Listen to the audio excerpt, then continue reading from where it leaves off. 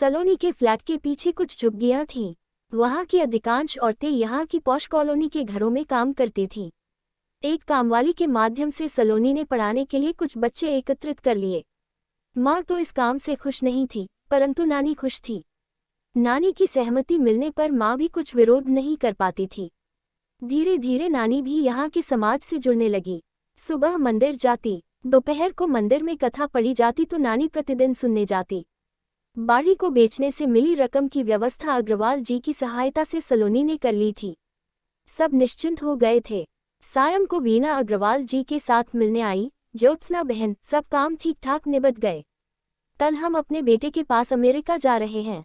अब ये फ्लैट, सब सामान आपका हुआ। वीणा ने घर की सब चाबियां उन्हें सौंप दी। केवल मेन गेट की एक चाबी रख ली जो सुबह जाते समय देनी थी। वीणा बहन, देखो, सामान का भरा हुआ फ्लैट छोड़कर जा रहे हो, इसका कुछ मूल्य तो ले लो। भाई साहब की मेहरबानी से रुपए पैसे की तो कोई कमी रही नहीं। हमने इसकी कीमत ले ली है, अग्रवाल जी ने कहा। भाई साहब, आपके पहले ही हम पर बहुत उपकार हैं। व्यवहार की बात है, आप इसका उचित मूल्य ले लें, ज्योत्सना ने आग्रह किया। वीणा बहन, आप ही कुछ बोलिए, किसी पर इतने उपकार नहीं करते कि वह उनके नीचे दब जाए। यह उपकार नहीं है भाभी जी, सच मानिए, हमने मकान की कीमत आपसे पहले ही वसूल ली है। जवाब अग्रवाल जी ने दिया। वो कैसे, कुछ बताओ तो सही भाई साहब।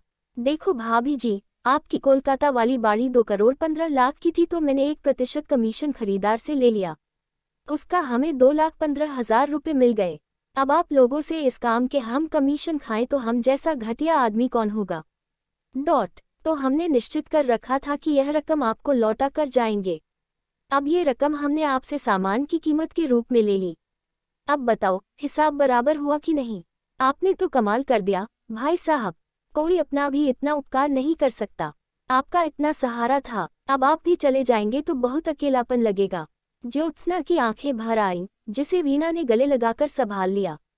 सुकांत का पहले भी फोन आया था, तब सलोनी किसी के साथ बैठी थी। बार बार सोचती रही कि फोन लगा लूं, परंतु कुछ न कुछ व्यस्तता चलती रही। अग्रवाल जी बैठे थे, तब भी फोन आया और सलोनी को फोन काटना पड़ा। उनके जाने के बाद सलोनी ने सुकांत बाबू को फोन लगाया। अरे सलोनी, आज कहाँ थी? मैं कब से तुम्हें फोन लगाकर परेशान हो रहा हूँ, गुस्सा जताते हुए सुकांत ने अपना विरोध व्यक्त किया। सुकांत बाबू, आप तो बहुत सहनशील हैं, आज ऐसे उद्विग्न कैसे हो गए? मुझे तुमको खुशी का समाचार देना है, वही देने के लिए मैं बेचैन हो रहा हूँ। अच्छा, तो बताओ ना जल्दी से, अब हम भी खुशी का समाचार सुनने के लिए अधीर हो रहे हैं। तो सुनो, मैं तुम्हारे पास आ रहा हूँ।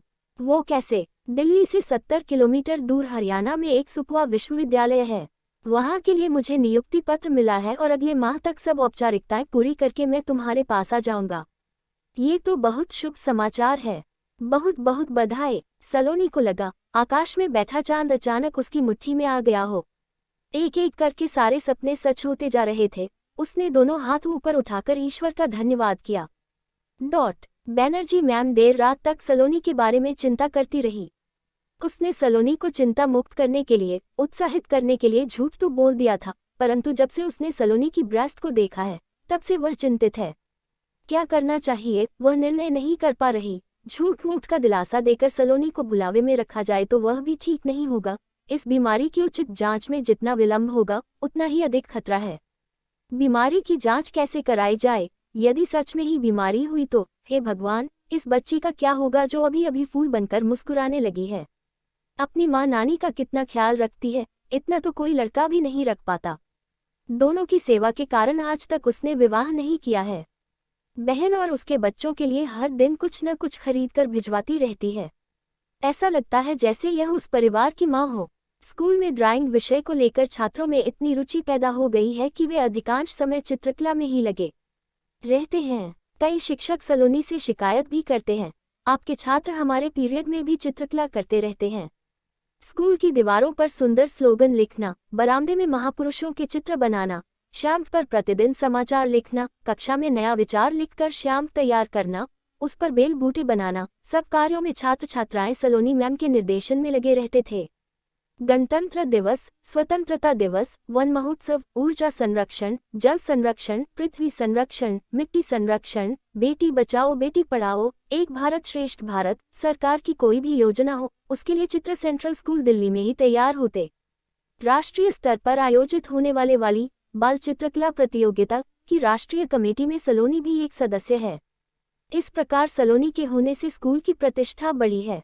फलस्वरूप शिक्षक मंडल व छात्र सलोनी का बहुत आदर करते हैं। स्कूल में भी सलोनी बहुत समर्पण भाव से काम करती थी। दूसरे शिक्षक तो खाली पीरियड आते ही प्रिंसिपल मैम से छुपते फिरते, किंतु सलोनी खाली होते ही उनके ऑफिस में जाकर कहती, मैम कोई काम है तो बताइए। प्रिंसिपल मैम ने एक दिन प्यार से उसे डांटते हुए कहा, सलोनी तूने मुझे पंगु बना दिया है। टाइम टेबल लगाना, वेतन रजिस्टर तैयार करना, प्रतिदिन की डाक पढ़ना, उनका जवाब देना, लगता है तुमने मुझे राष्ट्रपति बना दिया है, केवल रबर स्टैम्प। ऐसी बात नहीं है मैम, हमने आपसे ही तो सीखा है। आपका आशीर्वाद ही हमारे लिए बहुत महत्वपूर्ण है। सलोनी, काश तू मेरी बेटी होती। 20 वर्ष की नौकरी में इतना समर्पित टीचर तो मैंने कभी देखा नहीं।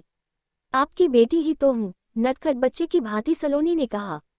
सलोनी, मुझे सब पता है, तुम अपनी माँ और नानी की समर्पित बेटी हो, मेरे स्कूल की होनहार शिक्षक हो, तुम एक राष्ट्र निर्माता हो।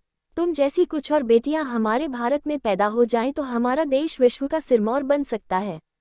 प्रिंसिपल मैम की बातें सुनकर सलोनी का मन अत्यधिक उत्साह से भर गया और वह पीटीआई मैम के पीरियड में जाकर कुछ छात्रों की मदद से स्कूल में पौधे लगाने लगी। लंच में सलोनी ने बैनर्जी मैम को बताया कि सुकांत बाबू की नियुक्ति सुकवा यूनिवर्सिटी में हो गई है और वे अगले माह दिल्ली आ रहे हैं। ये बताते हुए सलोनी लज्जा गई। बैनर्जी मैम आज घर से सोचकर आई थी कि सलोनी को डॉक्टर से टेस्ट कराने के विषय में कहूंगी, परंतु उसकी खुशी और उमंग को देखकर उसने इस दुखद प्रसंग को छेड़ना ठीक नहीं समझा।